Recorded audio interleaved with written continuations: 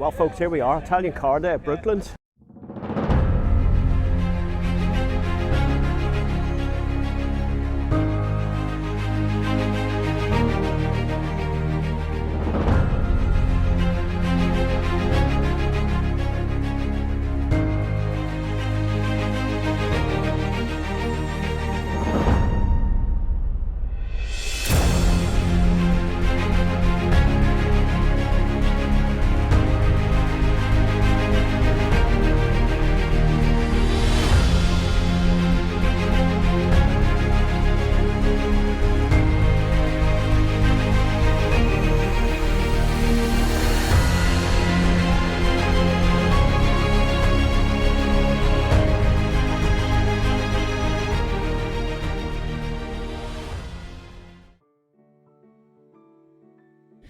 It is Italian car day today at Brooklands Museum. So myself and Robin are going to head down. I'll be in the Alfa Quad and he'll be in his Maserati 3200 GT. So it started out as a sort of an overcast day. It's dry for the moment, but you'll see the Alfa behind me. I'm a driver, not a cleaner, so I need to get some of this rubbish off before we head down the road, straight down the M40. It's about an hour and 15 away, so we'll enjoy a little bit of a drive along the way. And well, I'm just going to try a vlogging style video for the channel and see how we go on. Fantastic backdrop for everything. Going to have a little wander around and see what we can see. There's certainly a couple of cars that have piqued my interest.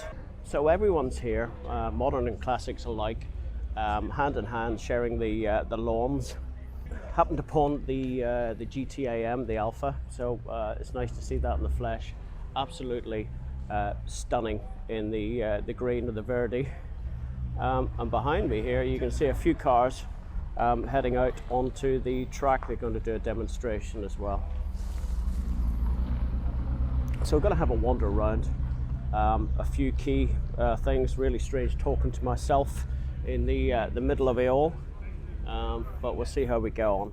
So here we go, Ferrari 250 short wheelbase, absolutely stunning. Taking pride of place up in the corner by the Anglo-American oil and the Pratt's bumps. Beside it, gorgeous little 360, and then probably one of my all-time favourites, the Ferrari 355. This one's stunning, Rosso Corsa. With the Crema, so all looking well. You can see the line, Ferraris as far as the eye can see. Another firm favourite of mine, 550 Maranello, looking great in kind of a silvery blue. The Derek Bell Tour, I wonder if Derek's here. No, it's Monaco de Saint-Tropez 2021, so maybe he could be kicking around. Another 360. And another, and then a 456. You know what, very underrated little car. You can pick these up, 4-seaters, very similar colour actually to the Maserati that we have, and again, beautiful Crema interior. So this is where I start to get lost a little bit. The more modern stuff. Look at the size of the calipers on this thing. Must be 8-pot calipers and carbon ceramic discs. There's Lauren's car. Well, judging by the number plate anyway. A white, looks like a red interior. 412. Rosso Corsa being the flavour of the day, and then behind it, little Dino. So never officially badged as a Ferrari. Always fell short as the poor man's Ferrari, but now come into its own in recent years. Then we have, again, that's my colour all day. Dark blue with a tan, or maybe I'd go for a Crema, but a Ferrari 550 Maranello. Very, very nearly bought one of these last year when I sold a 911. I was going to convert it basically into one of these, and then it'd be out of the frying pan and into the fire, into a car that would have to be stored, and I would just do limited mileage in, possibly not enjoy it as much as I should. and hence the purchase of the Alfa, which I am using. It's getting dirty, as you saw earlier. And then we have LP570 Superleggera. Very nice bit of kit. Here we go, 328. Looks like a 308, but it's not. Easiest way to identify the 328 is by these front central grills. And then the Mondial, 4-seat version, effectively 308 running gear, slightly stretched. And again, kind of unloved. You can pick these up for reasonable sorts of money. We've got these classic Ferrari intake strakes. And a really gorgeous little car. So we'll take it up. We'll see the back end of these. There's the Dino, although I think this one he's badged it as a Ferrari, but it never was from the factory. And plenty to choose from. So let's have a look down here on the lawn. Plenty of stalls here. Selling everything, old prints and pictures. You got your models, you got your spare parts. I always like those people that go for options other than Rosso Corsa. I mean, yes, they call it resale red in the trade. This one's maybe a bit too red. It's got the red interior as well, so it's a 575. Of course, the 550 Maranello is the last of the manual cars. 575 introduced effectively what is the F1 gearbox. Sequential manuals. Easiest way to spot them is the split alloys.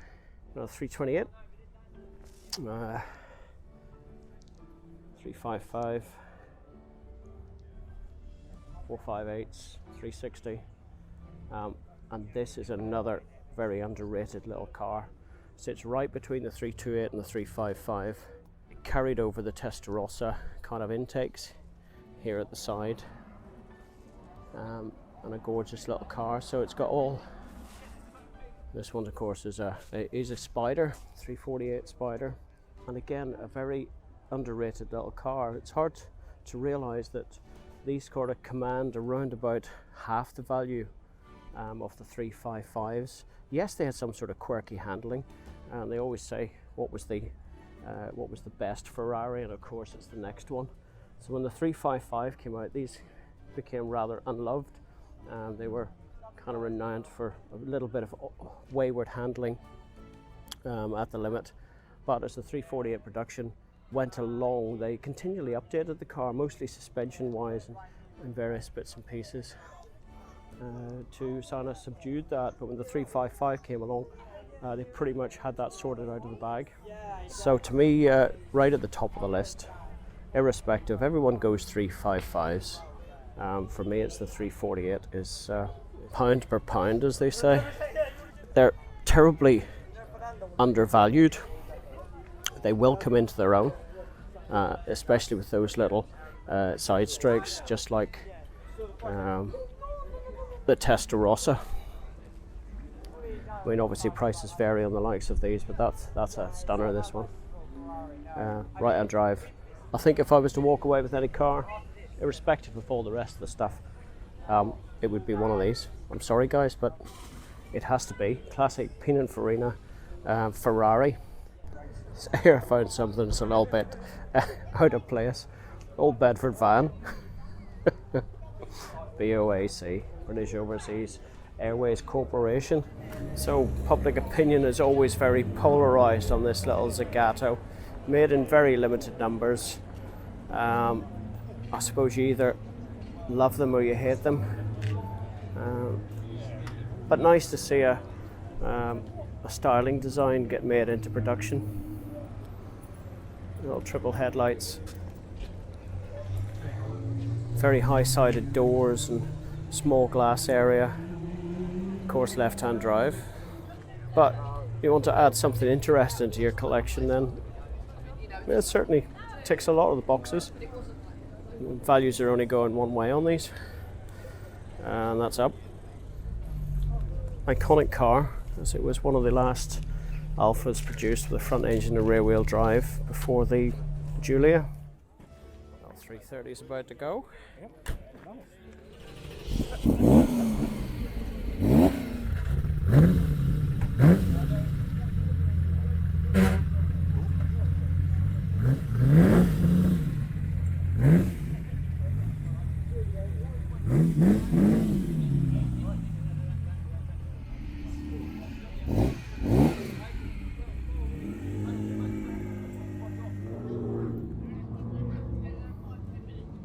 The Diablo bringing some noise.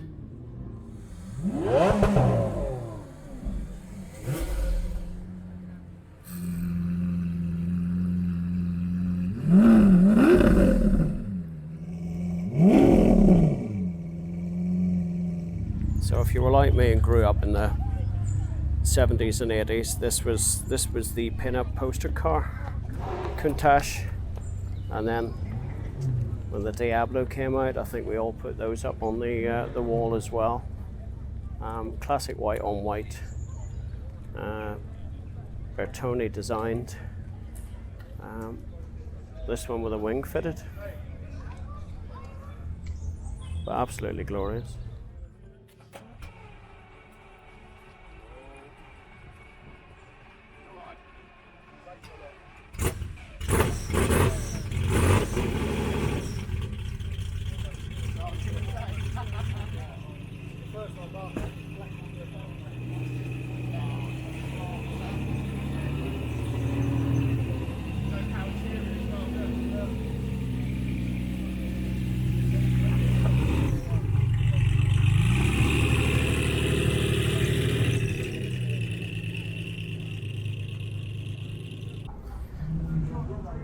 So there it is, car park is starting to thin out.